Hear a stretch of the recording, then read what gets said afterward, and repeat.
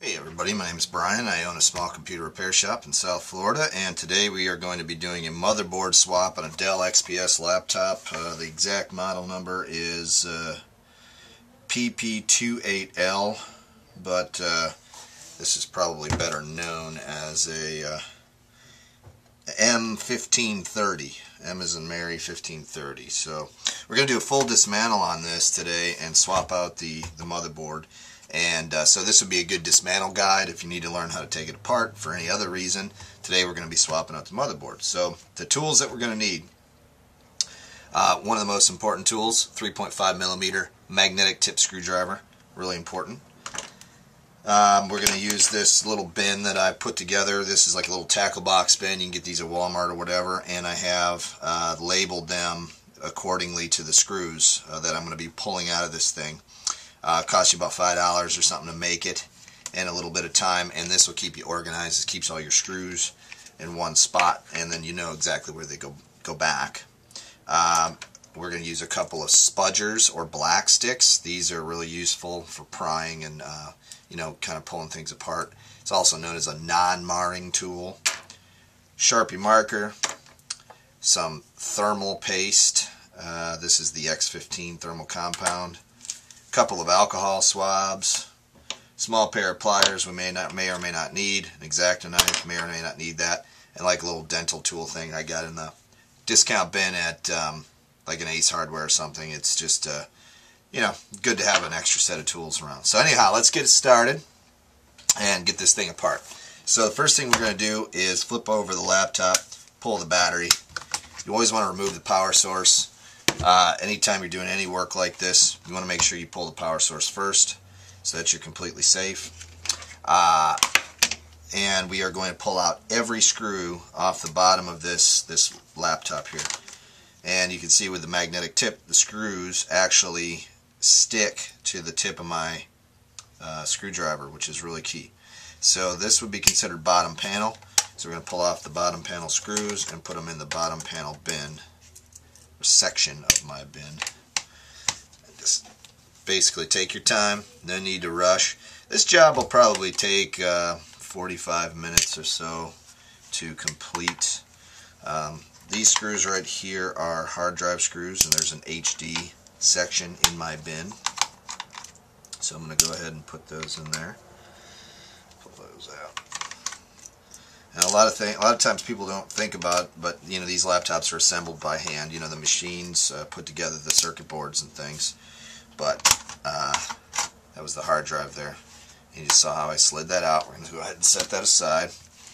But ultimately, these are put together by hand, so to take them apart by hand is not a big deal. If you're not technically savvy, though, I wouldn't attempt this. And if you're not a patient person, I would not attempt this. I would just go ahead and take it into your local repair shop and have them do the work. We charge about $120 for the labor to do this type of thing. So it's not too bad. The motherboard itself, in this particular case, was about $150, $160, something like that. So it gives you an idea what the cost of the repair might be if you took it to another shop. Somebody wants to charge you, more than that, and you're not in a major metropolitan area, I wouldn't do it. I'd take it to a different shop. The symptoms of this laptop, when it was brought to me, it turns on, spools up, but there's no video. And this laptop is notorious for the video cards going bad, the GPUs go bad in them. And there are people that attempt to fix that. We don't do that. We don't have that kind of equipment in our shop, so we just do a replacement. And the replacement is about the same cost as the actual repair is. So, it works out in both regards. And we could take the motherboard back to we could send it off to one of the repair facilities that'll do the GPU processing and have them fix it, and then, resell the part or whatever, but we'll see. Alright, so we're going to pull this big bottom panel off. Set that aside. The fans in these are really easy to clean. Dell was really progressive in the putting a bottom panel that you can actually get to the fans and clean them, which is really nice. You know, a lot of laptops, if you want to clean or replace a fan, it's kind of a headache to do so, because you have to pull the whole thing apart. But these models, you don't have to do that. You can just open it up and blow this out. In fact, you can pull this whole cooling system right off, which is what we're going to do in a little bit here. Alright, we're going to pop off the antenna wires with our spudger here. And you know, this is plastic, so there's no concerns about scratching any of the circuitry or anything like that. So that's why we use the spudger and not something else. Alright, this is there's a screw right here holding this cooling sink down on top of the GPU. And what I'm going to do is I'm just going to take my Sharpie marker, that's what I use the Sharpie marker for, and mark a black dot next to that screw, so that I do know that the screw goes back to that point. And then I'm going to take that screw and I'm going to put it in the interior bottom bin, section in my bin, so that I know that that needs to go back. And here's another one here. Because you'll be surprised when you get this all apart and you've taken 50 screws out of the thing, how easily it is for you to forget where something goes. And yes, all these screws matter. They need to go back, and it's not a, you know, well, I've got 5 screws left over, no big deal, you know, it still turns on and works. Those screws are there for a reason. They wouldn't put them there if they weren't, you know, important. So just keep that in mind when you're doing this kind of work. And that's why it's important to be organized with your little bin. Even if you just take styrofoam cups and, you know, cut the top half of them off or something and made labels. One that said HD, one that said battery tray, one that says interior bottom, under keyboard, bottom panel, CD, and hinges. That's going to keep you organized enough to where you could take those cups and figure out where those screws need to go back. You know, so just keep that in mind when you're doing this type of thing. It's important. Pull this all apart, but make sure I've got everything. We're taking the cooling heat sinks off at the moment, and all this. Pull the plug for the fan. We don't want to jack that up.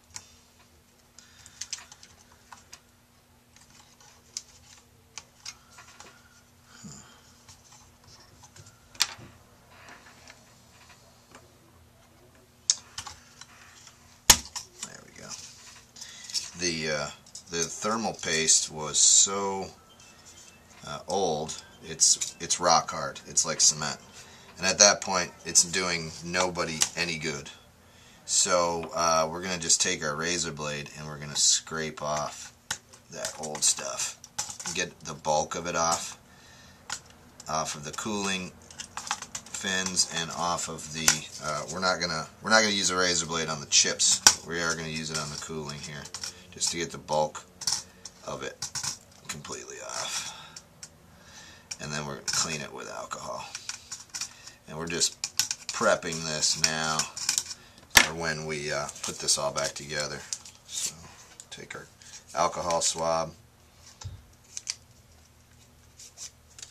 and we will clean this,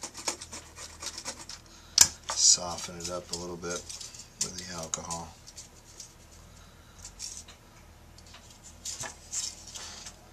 Scrape a little more off.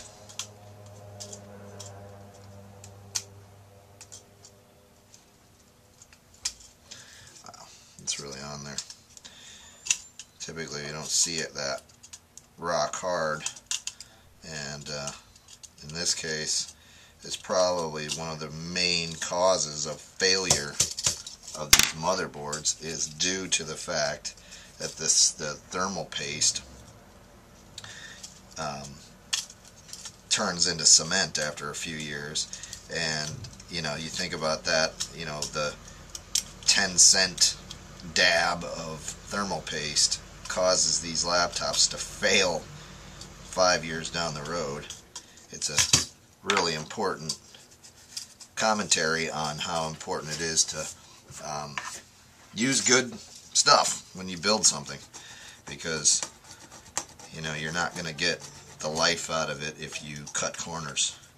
And I think a lot of these laptop builders today are cutting a lot of corners, and that's why you're getting the $300 laptops, the $400 laptops. I have clients that, you know, they'll see the repair quotes on some machines, and they'll say, "Oh wow, I can just go out and buy a brand new one for that price, or maybe another $100." Well,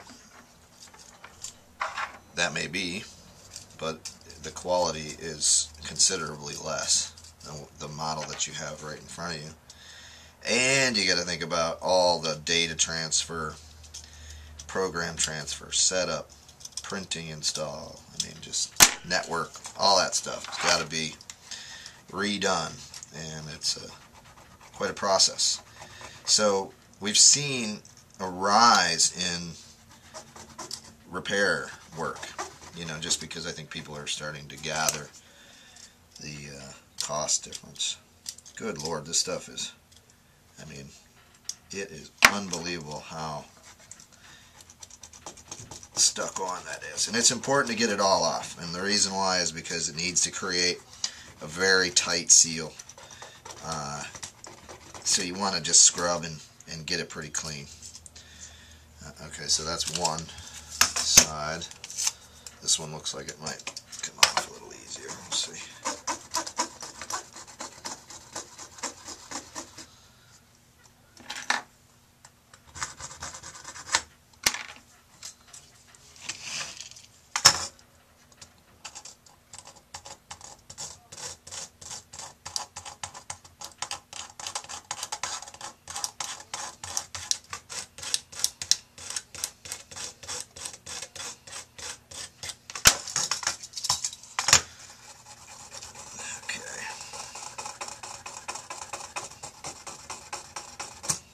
Almost there.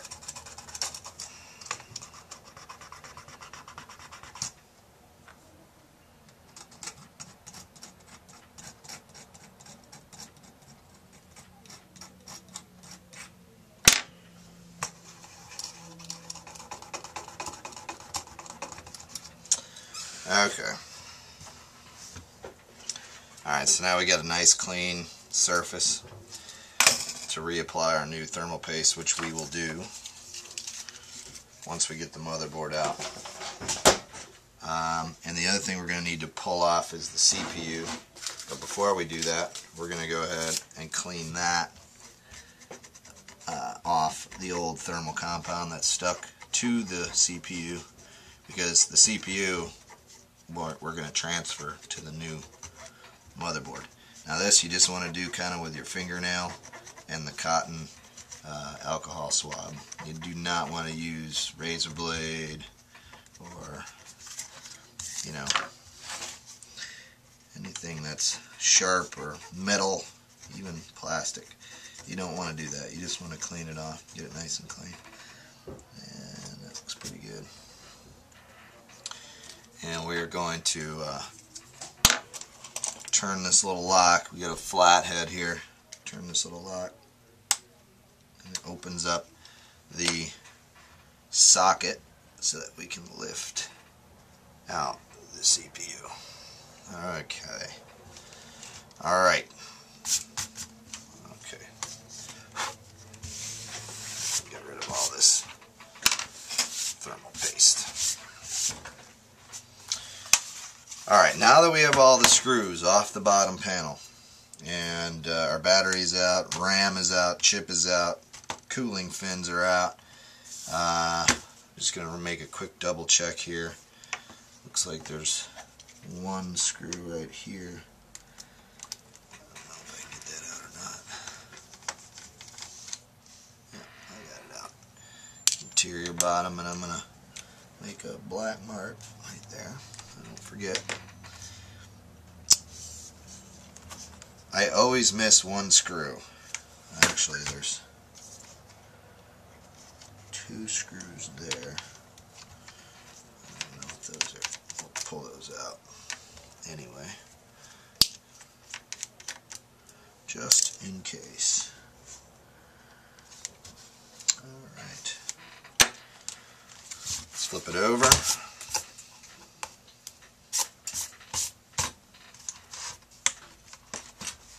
Open the lid, and we need to pull off this cover here.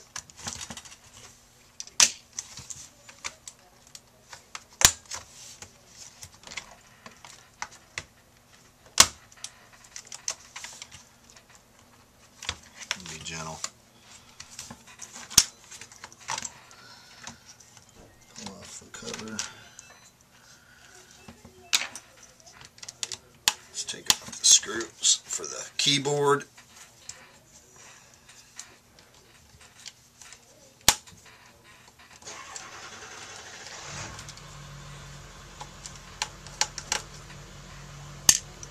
I got a keyboard bin. One that says under keyboard. I always throw the keyboard bins and screws into that bin. Just keeps me organized. Okay, this should just lift out. Take your spudger, pop the little fin up, pull out your keyboard, set that aside. One of the things that, let's take this. This is the control where the power button is. You need to pull this ribbon cable. Be really gentle with ribbon cables. They are known to snap. Okay. And that stinks because then you got to order more parts. One of the things with this is all the wiring that runs up into the LCD. So we're gonna want to sort of take a mental note. Sometimes, like if you're not as experienced as I am doing this, you may want to just take your cell phone and snap a photograph of where these wires are routed. In this particular instance, there's quite a few.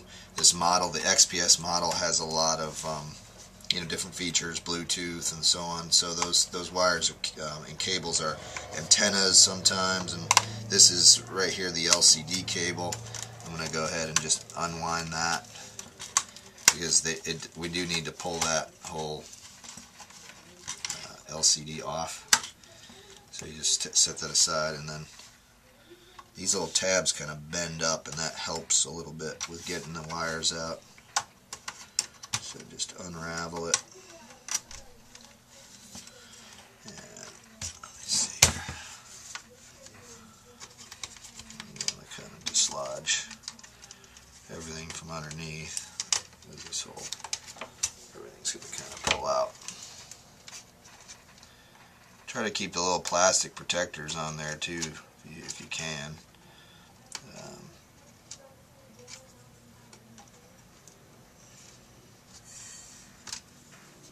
These little guys.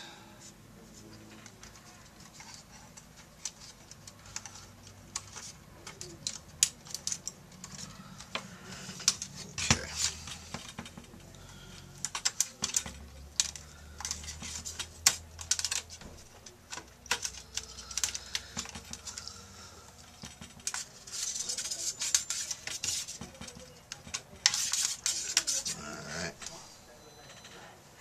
Actually, I take that back. I think that cable right there was for the webcam. This is the LCD cable right here. That one just pops straight up. This one does not have Bluetooth. It's set up for Bluetooth, but it doesn't have a Bluetooth card installed. So, all right. So now where are we at here? We need to take this top lid off. So we got out our marker. We're just going to mark where these screws go. That's a speaker screw. We may not need to take that one out. We'll see. And well, that's the only one. Alright, we'll pop that off. Actually, you know what? Why don't I take the, I'm going to take the LCD completely off, just to get it out of our way. One You may not need to do this, but the LCD counterbalances the laptop. Makes it want to tip over. So we'll just go ahead and remove it. It's no big deal. I have a hinge bin. Just throw that in there. And the reason why these screws are a little tougher to get out than the other ones is because they Loctite these screws. Loctite is a little liquid that they pour on the screw itself, and you'll pull them out, and when you get them out you'll see it. Sometimes it's blue, sometimes, here you go, this one's got blue Loctite on it, and it just keeps the screw from unraveling.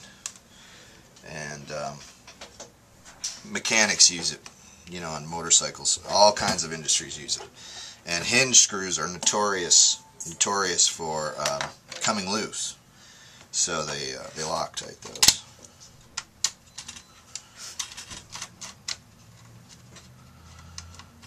And that is a under keyboard screw.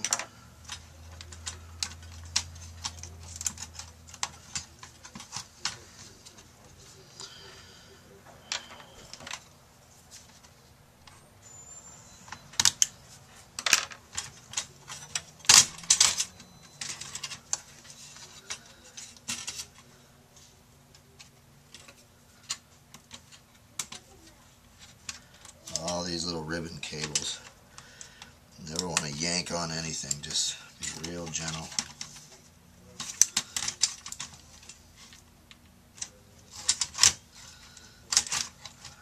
Okay, so top lid is off. And we're getting close. Here's the motherboard here, you can see it here.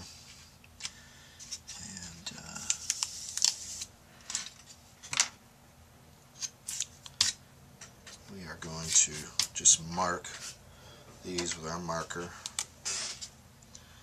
Even though this is the old motherboard and it's coming out, it's good reference to look back on it and say, oh, I got a screw left over, where does it go? And screw there, screw there. And as you get older, your mind doesn't work as well as it used to. Okay. And like I said, it's no rush here. You know, time is money, but when you're doing this kind of work, if you screw up, that's also very expensive, so no point in doing it and screwing it up. Alright, so we're going to pop those wires out. We're going to probably going to have to pull the PC MCIA, whatever, out. Interior, under, I'll mark that too.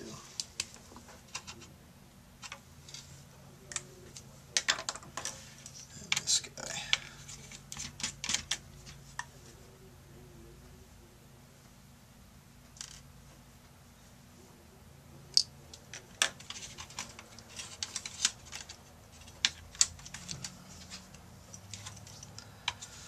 And this has one of those slot cd-roms in it. So I'm going to CD there.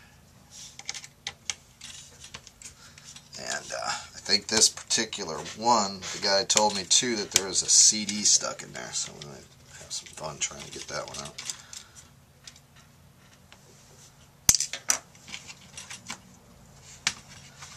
This is hooked up with a,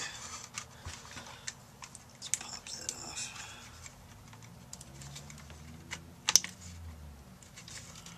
Oh, that's one screw, isn't it? Okay, we're going to have to take the whole, unless there's a plug here. No. Okay, no big deal.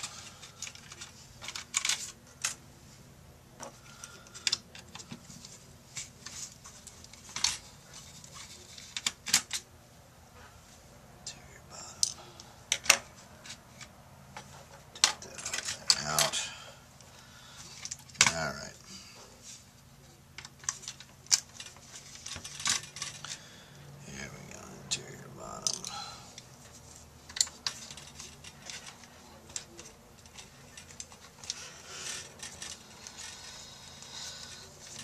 yeah, you'll pretty much have this whole thing dismantled right down to the case when you get this done. But that's part of replacing a motherboard in a laptop. You're not going to get it out quick.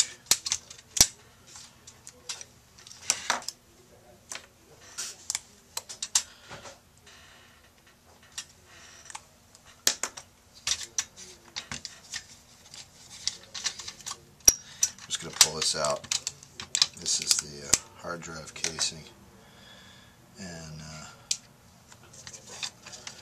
pull this out so that we just have some room to work. Because we're going to have to do a little bit of tugging to get the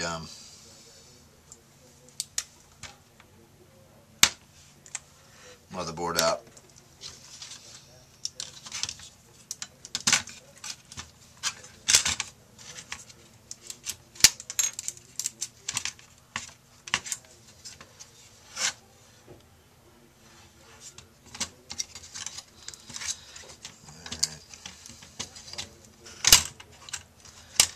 Real gentle.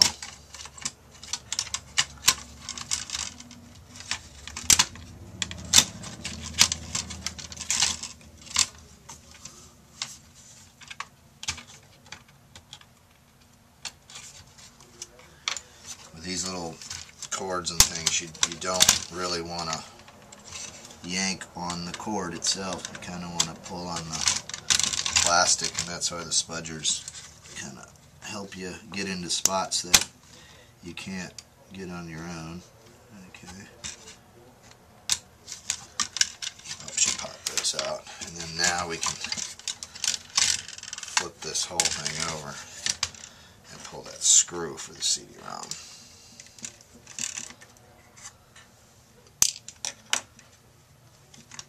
Okay. He said there was a disc in there, and there is.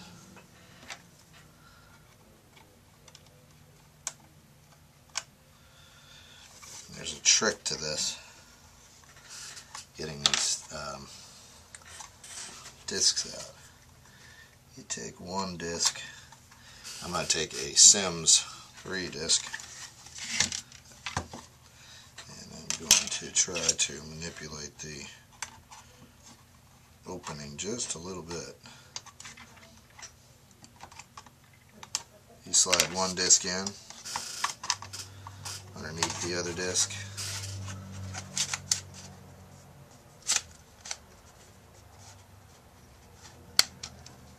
That should pull out the other one, although that did not work. The other thing is you can get a pair of tweezers and do it, which I have a set of tweezers.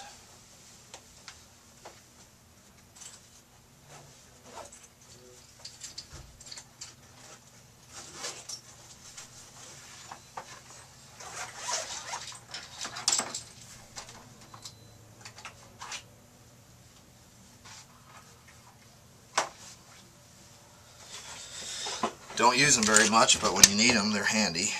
So you just kind of get in there and let's see.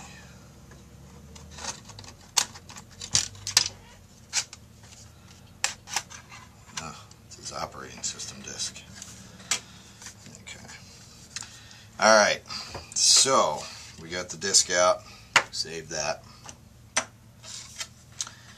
And so now this is the motherboard, the old one, and we are going to set the case aside. We are going to do something that's useful, and that is we're going to check to make sure that they're the same, and they are. They look the same. It looks the same.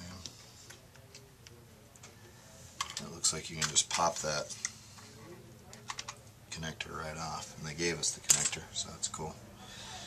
Alright, so now we reassemble. So what I'm going to do is, just so we know, this one's the old one, I'm just going to write old on it, because they look the same. and that'd be not cool. Alright, so, alright, we're going to move this over. Set that over there. Give ourselves some space. Put this back. Alright. This is kind of dusty.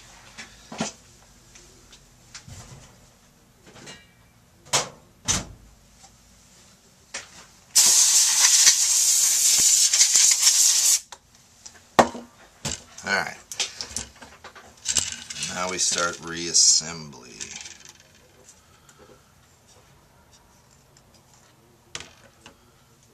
Okay.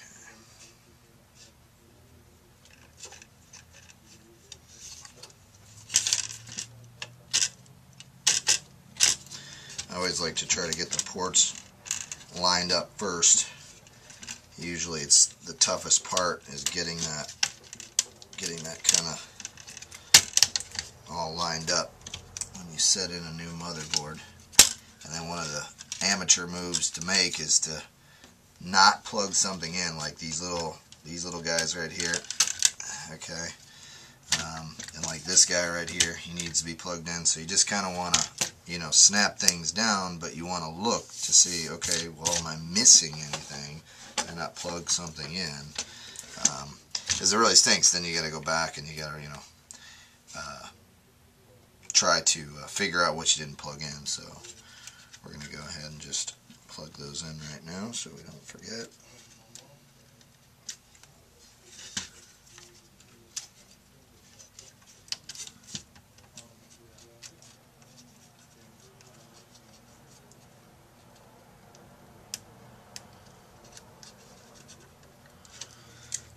And like I said, this is just no need to rush, because if you rush, you make mistakes.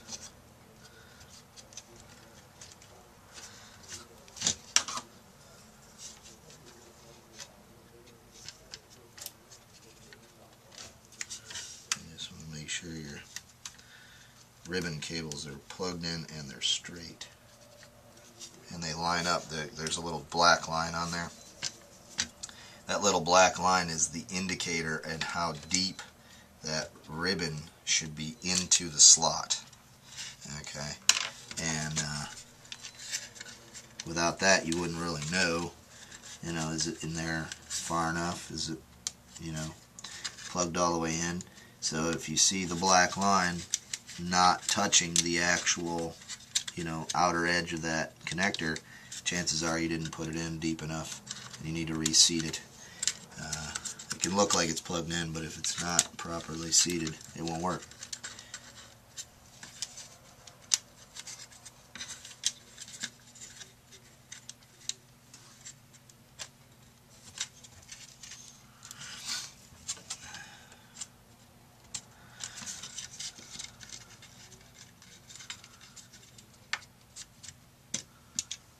Alright, so that's there.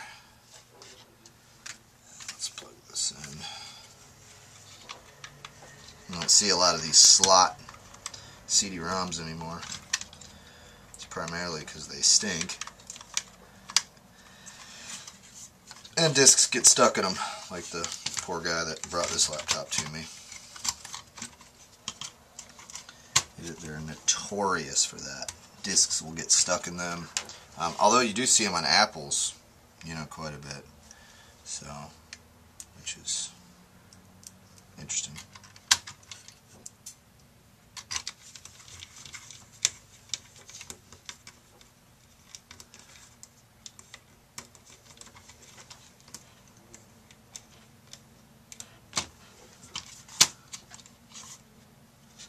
Okay, so my camera died, so the only thing I did catch it in time, but the only thing I did do was I put in this this little PCMIAC, whatever you call it, the slot that no one uses anymore.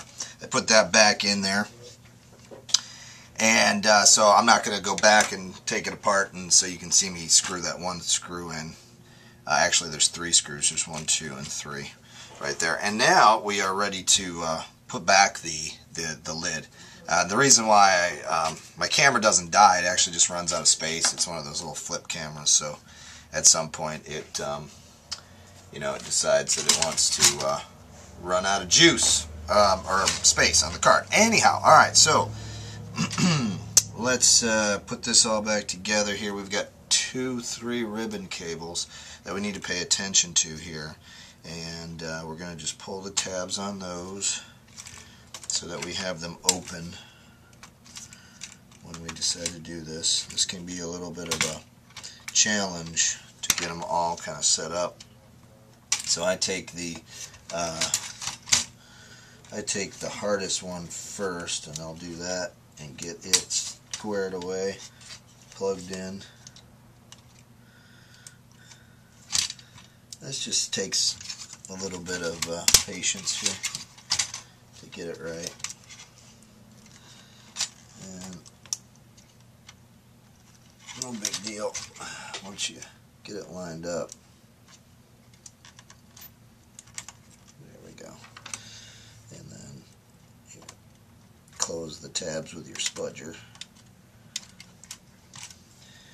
And I've had a couple people comment on my videos and they say, well, you don't need all those expensive tools to do this type of work, and I agree, you don't need them, but boy does it make it easier when you actually do start doing the work. You know, time is money, and what's, you know, these things are $1.50, $2 online. Although if you're not a computer tech and you're not doing this all day every day, use a toothpick or something. Okay, so we got that lined up. We got all those little ribbon cables, trackpad ribbon cable, this biometric finger reader cable, and I'm not sure what the other ribbon cable was for, but we plugged it in. So we have 3 ribbon cables that need to be attached to this top plate. And then we're just going to snap it down, make sure it's snapped in right.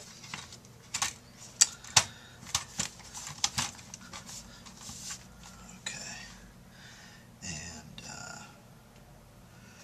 remember we made our mark there, the under keyboard bin.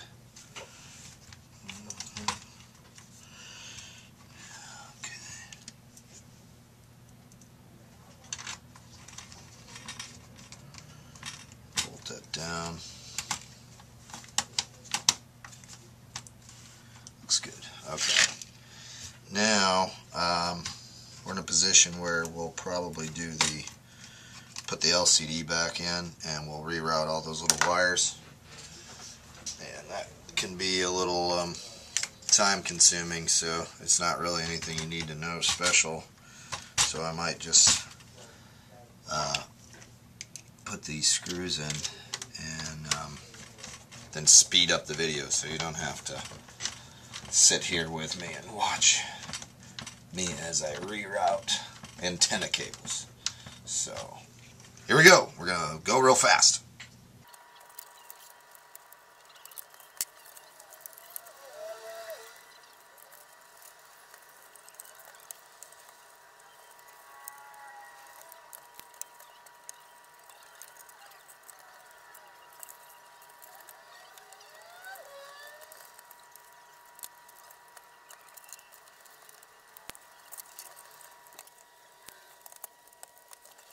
We got all our cables rerouted, and through the magic of movie making, we were able to do it in high speed, so you didn't have to sit and wait and watch that whole thing.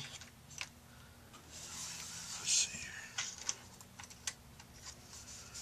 No, this goes here. Some plastic pieces fit down in here somehow. That and like that. Alright, so now we're going to flip it over. Use a little compressed air. We're going to blow out the dust that's in this little compartment.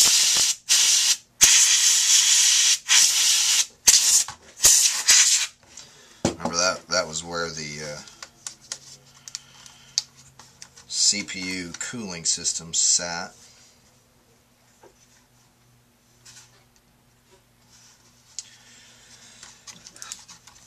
Get those wires out of the way. And we're going to put in our CPU again, and we'll use our flat screwdriver to lock it in. Alright.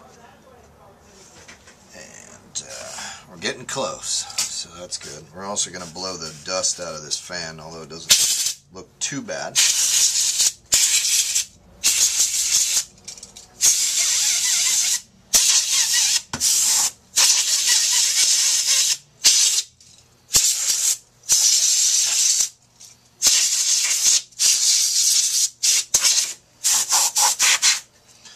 A little bit of dust in there, not too bad.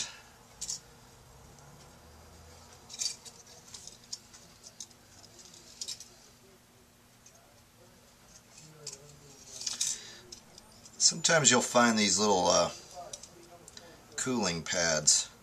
This one is deteriorated, so we're going to go ahead and remove it, and we're going to just replace it with thermal compound. I've had a couple of comments on my videos about someone had said that I had used thermal compound and the cooling mat itself, but that is just not the case. I don't do that. I don't know if they misinterpreted the video or what, or weren't paying attention, but no, you never put thermal paste where there is a one of these little rubber cooling mats. You never want to do that. That's just silliness, and we don't do it. So, okay. Alright, I'm just cleaning these chipsets again one more time with some alcohol. I'm going to take some compressed air, just dry them off. We use alcohol because it evaporates quickly, and it also cleans while we use it. So it's important to to use alcohol. Don't use soap. Don't use water. Use alcohol. Okay. So we're going to use what's called the grain of rice method when applying the thermal compound, and I just lay down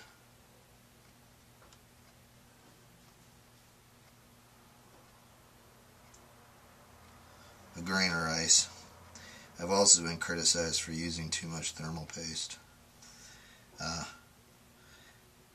I disagree with the criticism. My machines last.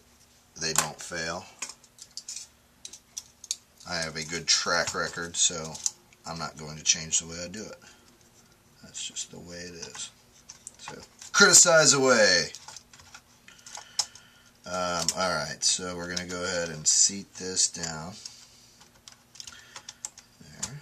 Okay. We're going to kind of move it around a bit. Make sure that that thermal paste gets nice and snug in there.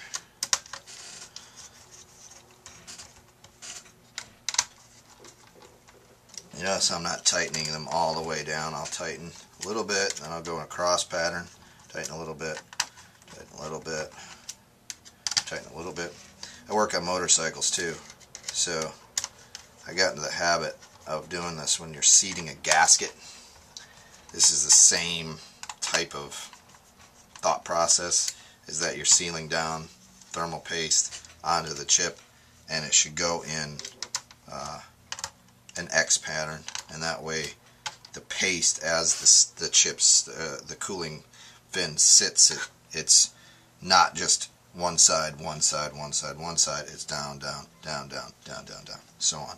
So it's evenly spreading out the thermal paste. Okay. Alright, we're getting to the point where we probably will install the RAM and the hard disk, and then we're going to plug this in. and turn it on.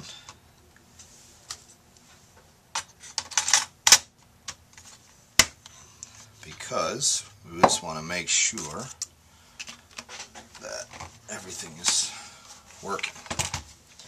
In order to turn it on, though, we do have to plug in this guy, which is our power button panel.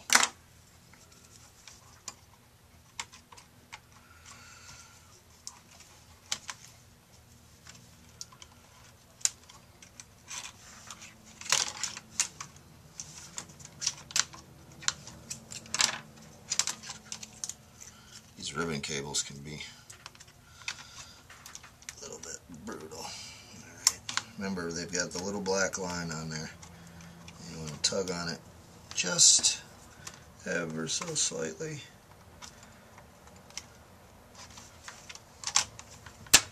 So that it seats properly. And we're going to plug in the power pack here.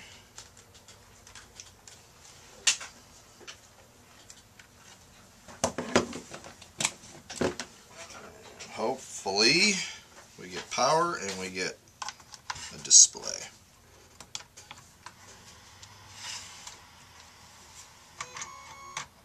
Yep, there it is. Got the Dell logo. And it says time and date may be wrong, invalid configuration, press F5 to... We don't have the keyboards installed, so we don't know if that's... we can't do what they're asking. But that's a very good sign. When this machine came in, it did not have any video at all. And really wouldn't even turn on. It turned on, but just power came on. There was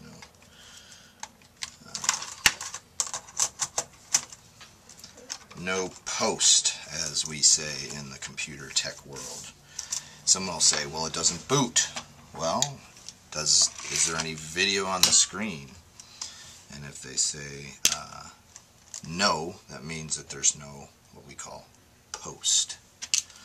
And technically, no, it's not booting, but also technically it's not posting, which means that there's something really wrong.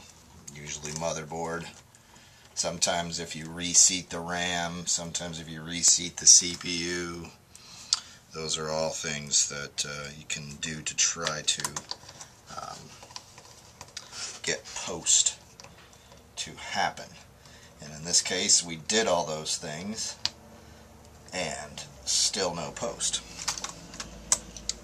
So, through deductive reasoning, we did some analysis and said that it's probably the motherboard. And then what confirmed our suspicions was going online and reading about this model, this make and model, and seeing other people having these exact same scenarios where they don't have any post or video, and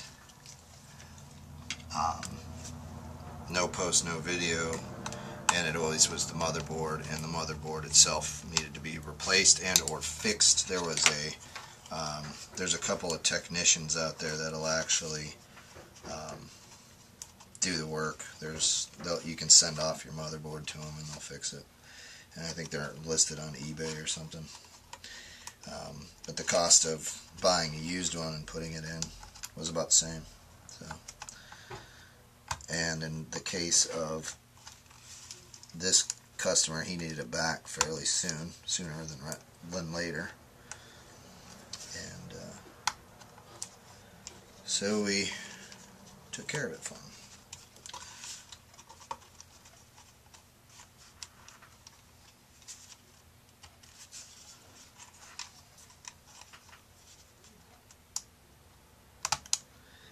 I'm just putting on the antenna wires for the wireless.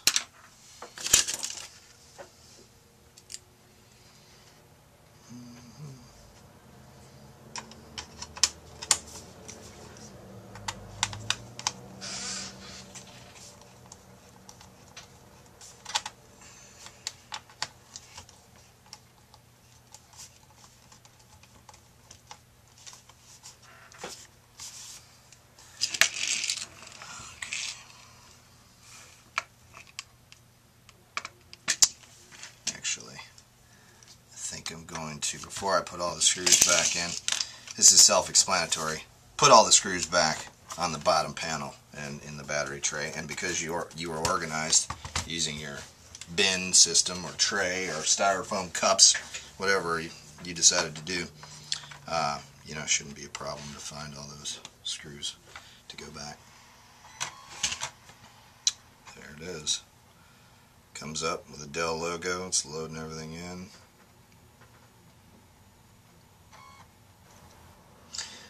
Well, anyhow, we're gonna mess around with this a little bit, get the BIOS settings correct, and get this back to the client. Thank you so much for watching. Remember, if you're a IT tech or aspiring IT tech, it's a good thing to subscribe to my videos. There isn't really a whole lot of other people on YouTube that do what I do and put this type of thing together and show you all the little steps, you know, and talk about this, you know, the repair the way I do. So that'd be great if you could you know, subscribe and you know, check me out again. Thank you so much. I really appreciate it. Please comment, you know, tell me what you want to see, what you don't want to see, and all that. I'm receptive to that. I want to know what my viewers are, you know, are interested in learning. So anyhow, thanks so much. Again, my name is Brian, Paradise Tech. Please subscribe.